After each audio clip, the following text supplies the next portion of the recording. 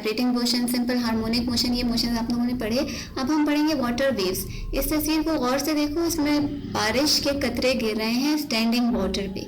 जैसे ही बारिश का कतरा जमीन पे गिरता है, सॉरी वाटर पे गिरता है, तो रिपल्स बन रहे हैं, वेव्स जनरेट हो रही है। ये जो चीज़ें जनरेट हो रही है ना, पानी का जो डिस्टर्बेंस हो रही है पानी में, और जो चीज़ जनरेट हो रही है, इसको हम कहते हैं दीज आर वेव्स।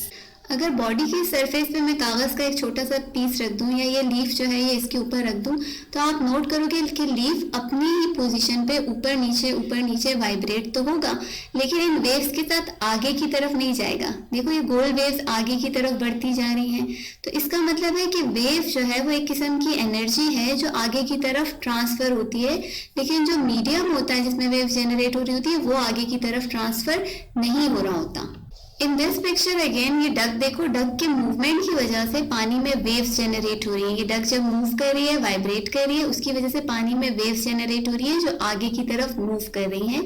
लेकिन अगर कोई पार्टिकल, यहाँ पर देखो एक छोटा सा ये वाइट पार्टिकल है, ये ऊपर नीचे वाइब्रेट होगा, लेकिन कोई भी पार्टिकल जो है वो वेव्स के साथ आगे की तरफ मूव नहीं करेगा। हमने पढ़ा एक पार्टिकल, अगर हम लोगों ने यहाँ पर वाइब्रेशन प्रोड्यूस की पानी के अंदर, पानी के रेन ड्रॉप से फर्ज करें हमने वाइब्रेशन प्रोड्यूस की, रेन ड्रॉप के गिरते ही पानी जो है इस तरह के कंसेंट्रिक सर्कल्स बनाने लगा और ये सर्कल्स आगे की तरफ मूव होते रहे चारों तरफ। अब अगर मैं यहाँ पर एक पीस ऑफ पेपर या एक छोटा सा लीफ देखती, उसका मोशन अगर हम देखें तो उसका मोशन जो है वो अप डाउन होगा।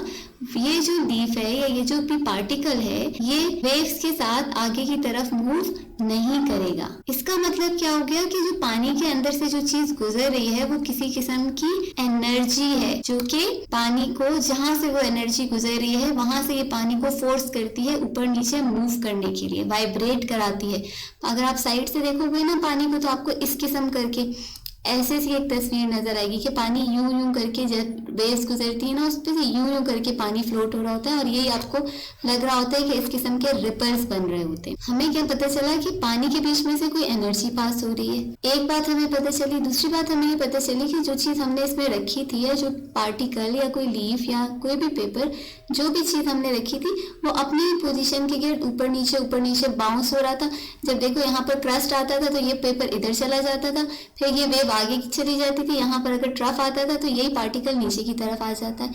ये अपनी मेन पोजीशन के गिर्द वाइब्रेट होता रहेगा, लेकिन आगे की तरफ मूव नहीं करेगा। इसका मतलब क्या हुआ? दूसरी बात हमें वेव्स के बारे में क्या पता चली कि particles of the medium do not move along with the wave. Particles जो होते हैं मीडियम के, वो वेव्स के साथ मूव नहीं करते।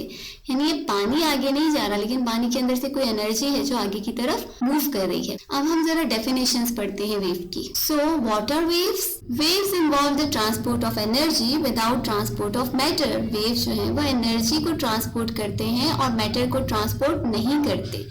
या हम कह सकते हैं a wave can be described as a disturbance that travels through a medium, transporting energy from one location to another location without transporting matter। यहाँ हम कह सकते हैं कि वेव जो है वो एक डिस्टर्बेंस है जो ट्रेवल करती है मीडियम के बीच में से, और ये एनर्जी को ट्रांसपोर्ट करती है एक लोकेशन से दूसरी लोकेशन तक, और जो मैटर है जिसमें एनर्जी ट्रांसफर हो रही है उस मीडियम के मैटर को ट्रांसपोर्ट नहीं करती। कौन सी बातें हमें पता चली वेव्स के बारे में? नंबर 1, वेव एक ऐसी चीज है जो ट्रांसफर करती है एनर्जी। नंबर 2, इसमें यूजुअली पीरियोडिक रिपीटेटिव मूवमेंट्स होते हैं। यानी जैसे आप वाइब्रेशन क्रिएट करो, एक दूसरी एग्जांपल मैं आपको वेव्स की देती हूँ। एक तार आपने बांध ली, दीवार के साथ एक तार आपने बांध दी है, ठीक है। इसको अगर आप हाथ से मूव करते हो, अपने हाथ से मूव करते हो ऊपर नीचे की तरफ, इस तरह से आपने एक जर्क दिया, तो ये तार जो है इसमें से एक वेव जनरेट होके आगे की तरफ मूव करेगी। देखो एक वेव जनरेट होगी और ये आगे की तरफ मूव कर रही है। अब आपके हाथ से क्या तार खींची या तार निकल गई, या आप कुछ ऐसा महसूस हुआ कि आपके हाथ में जो मीडियम था वो आगे की तरफ चला गया और कोई नया मीडियम आपके हाथ में आ गया? नहीं, आप ये फील करोगे कि जो सिरा आपने पकड़ा हुआ था तार का वो आपके हाथ में है, लेकिन एक वेव आपको जाती हुई नजर आएगी जो इसमें प्रोड्यूस हुई है और वो आगे की तरफ मूव करती है। अगर आप इसको पीरियोडिकली अप एंड डाउन अपने हाथ को मूव करोगे तो ये वेव्स जनरेट होती रहेंगी और आगे की तरफ मूव होती रहेंगी। तो इस किस्म की वेव्स को जनरेट करने के लिए आपको क्या करना पड़ा, एक पीरियोडिक मोशन देना पड़ा या एक रिपीटेटिव मूवमेंट करनी पड़ी। जो बात करते हैं ना बच्चों, आप लोग कुछ बोलो और बोलते हुए आपने क्या करना है, आई डोंट थिंक सो कि मैं ये सही सी ड्राइंग बना सकूंगी, खैर ये पता नहीं क्या चीज़ बन गई।